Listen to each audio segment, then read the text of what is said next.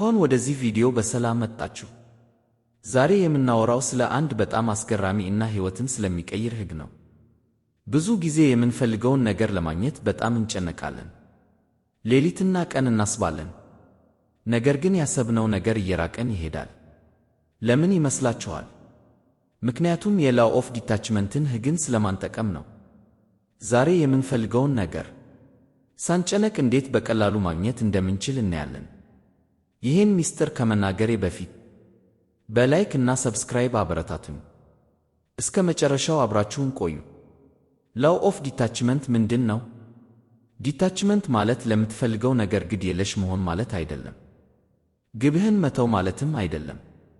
ልዩነቱ እዚህ ጋር ነው። አንቴንሽን ወይም ዓላማ ማለት የምትፈልገውን ነገር በግልጽ ማወቅ እና አቅጣጫህን መወሰን ማለት ሲሆን፣ አታችመንት ወይም መጣበቅ ማለት ደግሞ ያ ነገር ካልሆነልኝ ደስተኛ አልሆንም ብሎ መጨነቅ እና ውጤቱን ለመቆጣጠር መሞከር ነው። ዲታችመንት ማለት ውጤቱን ለዩኒቨርስ ወይም ለፈጣሪ ትተህ አንተ ግን ማድረግ ያለብህን ሥራ በሰላም መስራት ማለት ነው። ልክ እንደ አንድ ገበሬ ዘሩን ይዘራል።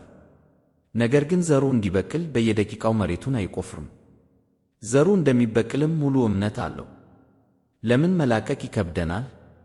አብዛኞቻችን ይህ ዕድል ካመለጠኝ ሌላ አላገኝም ወይም ይህ ሰው ካልወደደኝ ብቻዬን እቀራለሁ ብለን ስለምናስብ ነው። ነገር ግን አጥብቀን በያዝን ቁጥር ያ ነገር እንዲሸሽ እናደርገዋለን። ልክ ውሃን በእጅ ጨብጦ ለመያዝ እንደመሞከር ነው። እጃችንን በከፈትን ቁጥር ግን ውሃው በእጃችን ላይ ይረጋጋል። አታችመንት የሚመጣው ካለመተማመን ነው።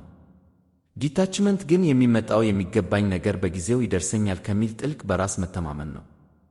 ሕጉን ተግባራዊ ለማድረግ ደረጃዎች። ይህንን ሕግ በሕይወትህ ለመጠቀም እነዚህን 3 ነገሮች አድርግ። 1. ዓላማህን አውጣ።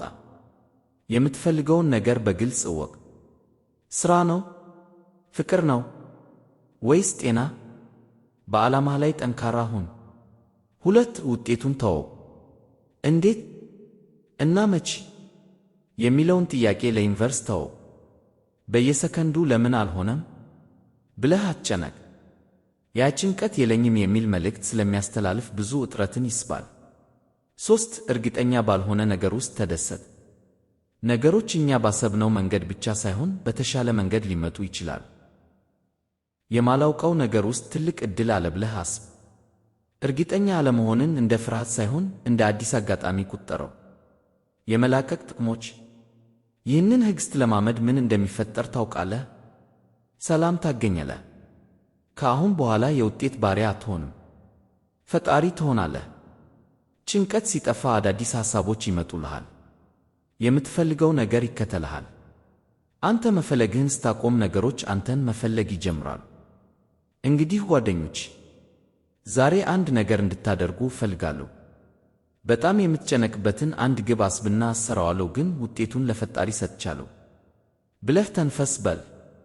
ሕይወት ጦርነት አይደለችም፣ ጨዋታ ናት። ጨዋታውን ተጫወት፣ ግን ውጤቱ ላይ አትጣበቅ። ያሰባችሁት ሁሉ እንዲሳካ ምኞቴ ነው። እወዳቸዋለሁ። ይህ ቪዲዮ ከተመቸህ ላይክ እና ሰብስክራይብ ማድረግ እንዳትረሳ።